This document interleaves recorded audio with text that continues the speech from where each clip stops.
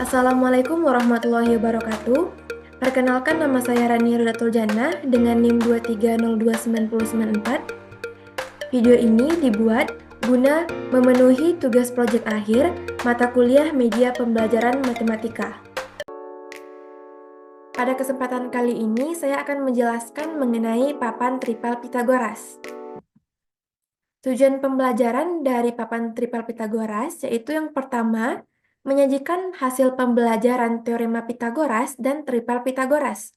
Yang kedua, menyajikan masalah yang berkaitan dengan penerapan tripel Pitagoras. Yang ketiga, mempermudah siswa dalam memahami dan mengaplikasikan tripel Pitagoras melalui manipulasi langsung pada media fisik. Nah, sebelum memasuki media papan tripel Pitagorasnya, terlebih dahulu kita akan membahas apa sih tripel Pitagoras itu. Tripel Pitagoras adalah tiga bilangan bulat positif yang memenuhi rumus teorema Pitagoras.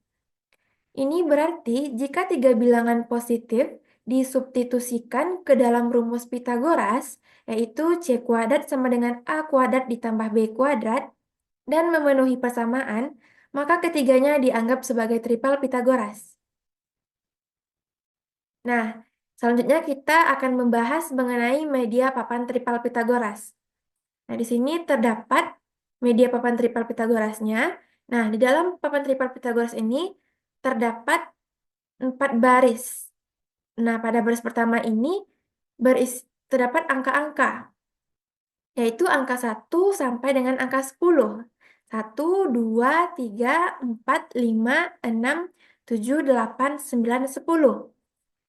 Nah, pada baris kedua dan ketiga, ini merupakan hasil kuadrat dari baris pertama, yaitu 1 kuadrat sama dengan 1, 2 kuadrat sama dengan 4, 3 kuadrat sama dengan 9, 4 kuadrat sama dengan 16, hingga seterusnya sampai 10 kuadrat sama dengan 100.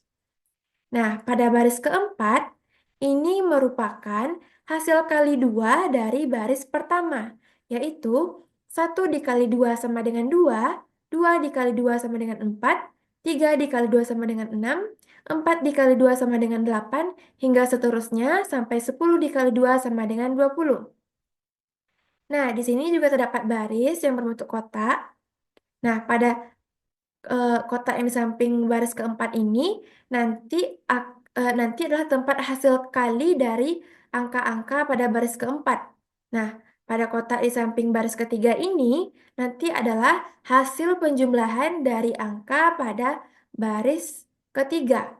Nah, kotak di samping baris kedua ini merupakan hasil pengurangan dari dari angka-angka pada baris kedua. Nah, kotak pada baris ke satu ini nanti di sini akan kita letakkan hasilnya. Nah, di sini juga terdapat kotak penanda. Nah, begini bentuk kotak penandanya, yang nanti kotak penanda ini akan kita letakkan di sembarang angka pada baris pertama dan akan kita geser hingga pada baris keempat. Nah, untuk lebih jelasnya, mari kita praktekkan seperti ini. Nah, pada nah di sini kita letakkan kotak penanda ini di sembarang angka pada baris pertama. Misalnya di angka 1 dan 2. Nah, langkah selanjutnya kita geser ke atas kotak penanda ini secara bersamaan hingga letak dari kotak penanda ini di baris kedua, yaitu di angka 1 dan 4. Nah, di sini angka 1 dan 4 ini kita kurangkan, yaitu 4 dikurang 1 sama dengan 3. Di sini tadi adalah tempat hasil pengurangan dari angka pada baris kedua.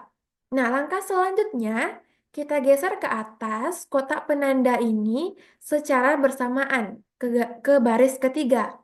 Sehingga letak kotak penanda ini yaitu di angka 4 dan 1. Nah, pada baris ketiga ini kita jumlahkan angkanya, yaitu 4 ditambah 1 sama dengan 5. Nah, di sini tadi adalah tempat penjumlahan dari angka pada baris ketiga.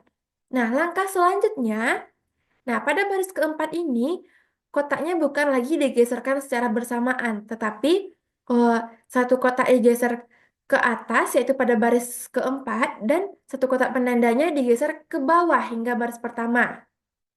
Nah, eh, jadi kotak penandanya itu terdapat di angka 2 dan terdapat pada baris keempat dan juga terdapat di angka 2 pada baris pertama. Jadi 2 dikali 2 sama dengan 4. Nah, gimana kalau kotak penanda yang ini kita geser ke atas dan kotak penanda ini kita geser ke bawah seperti ini. Nah, di sini kotak penandanya kita geser ke atas hingga baris keempat dan yang satu lagi kita geser ke bawah hingga baris pertama. Kita kalikan 4 dikali 1 sama dengan 4. Jadi nanti hasilnya sama. Walaupun ini kita geser ke bawah hingga baris pertama, atau kita geser ke atas hingga baris keempat. Nanti hasilnya akan sama yaitu 4. Nah, di sini kita udah mendapatkan angka-angkanya, yaitu 4, 5, dan 3. Nah, karena 5 merupakan angka paling besar, maka 5 merupakan hipotenusanya.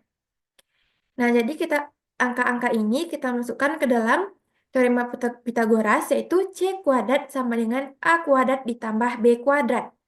Yaitu karena C kuadrat sama dengan hipotenusanya, yaitu 5, maka 5 kuadrat sama dengan 4 kuadrat ditambah 3 kuadrat. Nah, untuk membuktikannya, akan kita buktikan 5 kuadrat sama dengan 4 kuadrat tambah 3 kuadrat. Nah, 5 kuadrat sama dengan 25, 4 kuadrat sama dengan 16, 3 kuadrat sama dengan 9. 25 sama dengan 16 tambah 9. Maka 25 sama dengan 25. 16 tambah 9 adalah 25. Maka ini terbukti. Jadi, 3, 4, dan 5 adalah angka tripel Pitagoras. Nah, adapun contoh tripel Pitagoras adalah sebagai berikut. Ada beberapa tipe, yaitu tipe pertama, angka 3, 4, dan 5, dan kelipatannya. Contoh 6, 8, 10, dan seterusnya. Tipe kedua, yaitu angka 5, 12, dan 13, dan kelipatannya. Contohnya 10, 24, 26, dan seterusnya. Tipe ketiga, yaitu angka 7, 24, dan 25, dan kelipatannya. Contohnya 14, 48, 40, dan seterusnya.